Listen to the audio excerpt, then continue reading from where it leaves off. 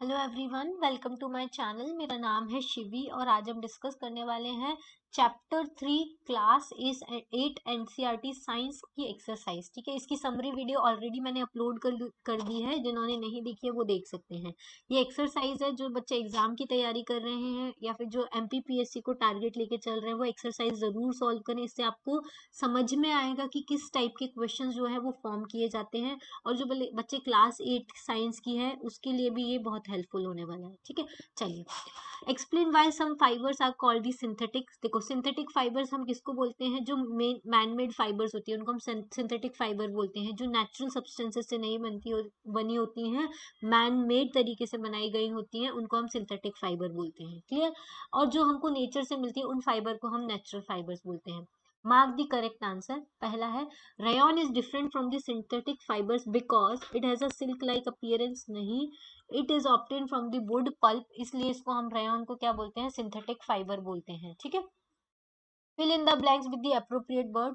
synthetic fibers are also called man-made fiber or synthetic fibers are also called the man-made fiber और artificial fiber। ठीक है, इसको ये दोनों बोलते हैं। Synthetic fibre are synthesised from the raw material called petrochemicals. ठीक है, पेट्रोकेमिकल से मिलके बनी होती है। Like synthetic fibre, plastic is also a polymer. ठीक है, ये भी एक पॉलीमर होता है। Give example which indicate the nylons are very strong, क्योंकि पैराशूट जो होते हैं वो नाइलॉन फाइबर के बने होते हैं। रोप जो होती है क्लाइंबिंग के, वो भी किसके बने होते हैं? नाइलॉन फाइबर के बने होते हैं। और नाइलॉन फाइबर जो होता है वो स्ट्रॉन्गर होता है as compare to the steel wire से भी कंपेरिजन में ज्यादा स्ट्रॉन्गर होता है। ठीक है, explain why the plastic containers are favoured for the storing foods. देखो, प्लास्टिक कंटेनर जो होते हैं वो लाइट होते हैं और ये कोरोड नहीं होते हैं, नॉन रिएक्टिव होते हैं, इस वजह से इनको क्या किया जाता है? प्रेफर किया जाता है। Difference between thermoplastic and thermosettings. Thermoplastic क्या होती है? डिफॉर्म्ड हो जाते हैं हीट करने पे, ये डिफॉर्म्ड नहीं होते हैं। ठीक है, और थर्मोप्लास्टिक जो होते हैं वो थर्मोप्लास्टिक जो होते हैं वो एक बार किसी भी शेप में आप इसको डाल सकते हैं। थर्मोसेटिक एक बार जिसका शेप डिसाइड हो गया वो हीटिंग के बाद डिफॉर्म नहीं होता है। थर्मोप्लास्टिक का आप रिसाइकल कर सकते नहीं। एग्जाम्पल क्या है इसका? टॉयज वगैरह। और इसका एग्जाम्पल है बेकेलाइट और मेलामाइन। ठीक है, थर्मोसेटिंग का एग्जाम्पल है। Clear? Explain why the followings are made of the thermoplastic.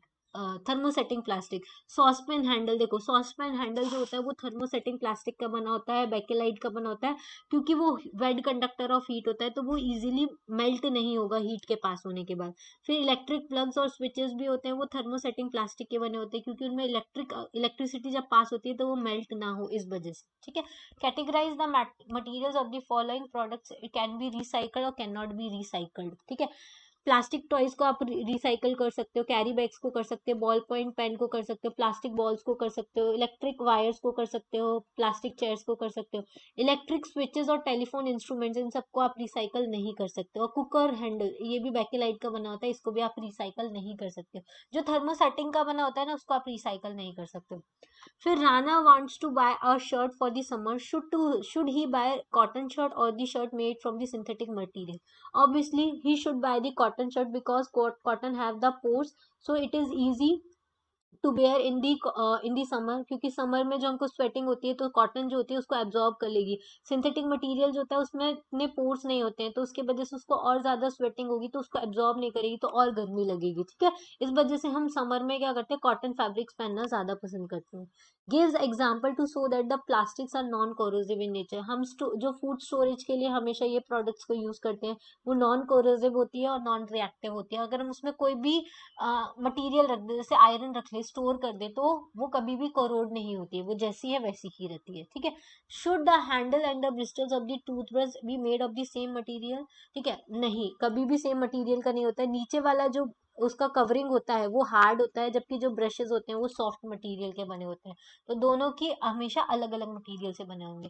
Avoid plastic as far as the possible. देखो, प्लास्टिक को हमको अवॉइड करना चाहिए, क्योंकि इसके वजह, ये एक तो नॉन बायोडिग्रेडेबल होती है, इसके वजह से हमारे एनवायरनमेंट को हार्म करती है, डंप यार्ड्स में इकट्ठी हो जाती है, सॉइल की फर्टिलिटी को खराब करती है। और अगर हम जगह जगह डंप करते हैं प्लास्टिक को, तो उसके वजह से क्या होता है? बहुत सारे एनिमल्स जो होते हैं उनको स्वेलो कर लेते हैं, तो उनकी डेथ भी हो जाती है, उनकी रेस्पिरेटरी चौक हो जाने की वजह से, या स्टमक में अटक जाने की वजह से। अब मैच दी फॉलोइंग। देखो, पॉलिएस्टर क्या होता है?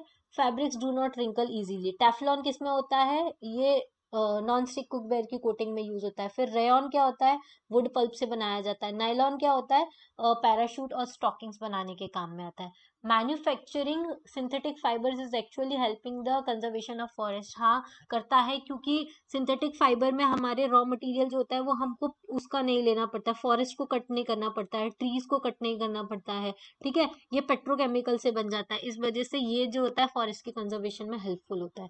Describe an activity to show that the thermoplastic is a poor conductor of electricity. क्या है, इलेक्ट्रिक स्विचेस। इलेक्ट्रिक स्विचेस जो होते हैं वो किसके बने होते हैं, थर्मोप्लास्टिक के बने होते हैं। उसमें हम इलेक्ट्रिसिटी फ्लो करते हैं, तो वो कभी भी स्विच आपको मेल्ट होते हुए दिखता है क्या, कभी नहीं दिखता है। इसलिए ये क्या होता है, पुअर कंडक्टर ऑफ इलेक्ट्रिसिटी होता है, ठीक है। तो ये हमारा पूरा का पूरा क्या हो गया है, इसकी एक्सरसाइज हो गई है, और इससे आप क्या कर सकते हैं, प्रैक्टिस कर सकते हैं, क्वेश्चन सॉल्व कर सकते हैं, ठीक है। आज के लिए इतना ही। Thank you, thanks for watching and have a nice day.